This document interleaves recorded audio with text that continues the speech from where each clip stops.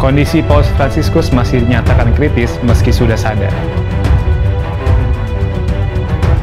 Anggun C. Sasmi geram dituding sebagai pendukung Zionisme. Presiden Prabowo resmikan BPI Danantara. Reaksi Marten Pas soal Emil Audero gabung Timnas Indonesia. Temuan virus baru mirip coronavirus di Wuhan. Hai Okezoners, malam ini Okezone akan membahas 5 berita terhangat sepanjang Senin 24 Februari 2025.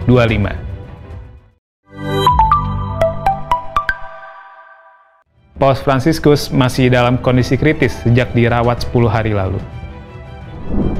Vatikan melaporkan Paus tidak mengalami gangguan pernapasan baru dan saat ini dalam kondisi sadar. Namun begitu, Paus masih mendapatkan perawatan intensif termasuk oksigen tekanan tinggi melalui kanula hidung.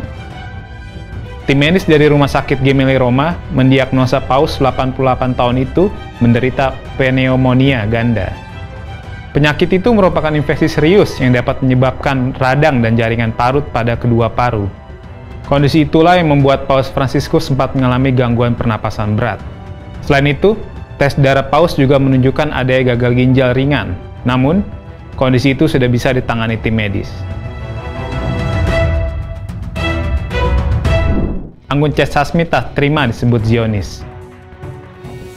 Tuduhan pendukung Zionisme dialamatkan netizen kepada Anggun berdasarkan 2 unggahannya di X pada 2015 dan 2016. Kala itu, dia mengunggah live tweet tentang Eurovision Song Contest. Anggun mengomentari lagu dan penyanyi dari banyak negara, termasuk Israel dalam ajang tersebut. Namun, dia menegaskan hal itu tidak membuatnya menjadi pendukung politik Israel. Atas tuduhan tersebut, Anggun C. Sasmi akan melaporkan netizen pengunggah tuduhan tersebut ke polisi atas tuduhan pencemaran nama baik berdasarkan Undang-Undang ITE.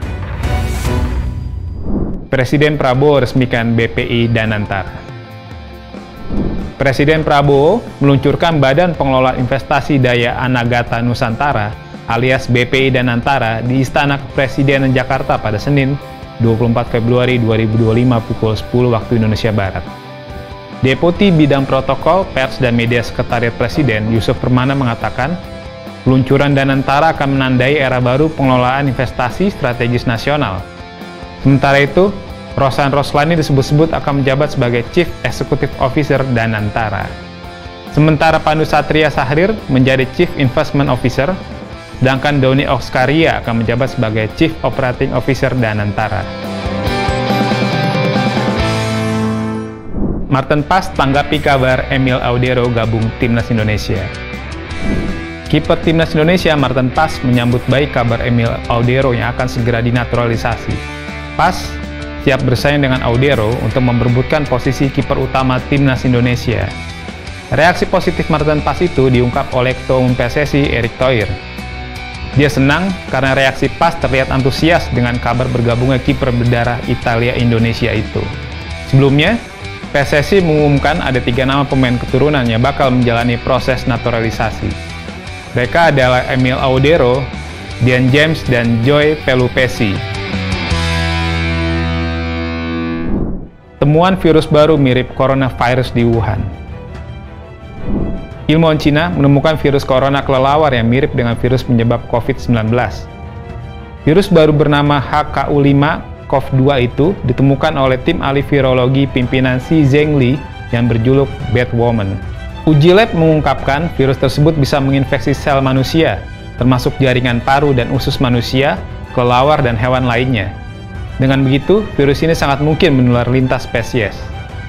Karena virus ini masuk dalam subgenus yang sama dengan MERS dan COVID-19, maka gejalanya pun hampir serupa. Dari demam, batuk, sesak napas, sakit tenggorokan, kelelahan, hingga badan terasa sakit. Nah, 5 berita terhangat tadi bisa Anda baca di okezo.com, lengkap cepat beritanya. Bye Okezoners!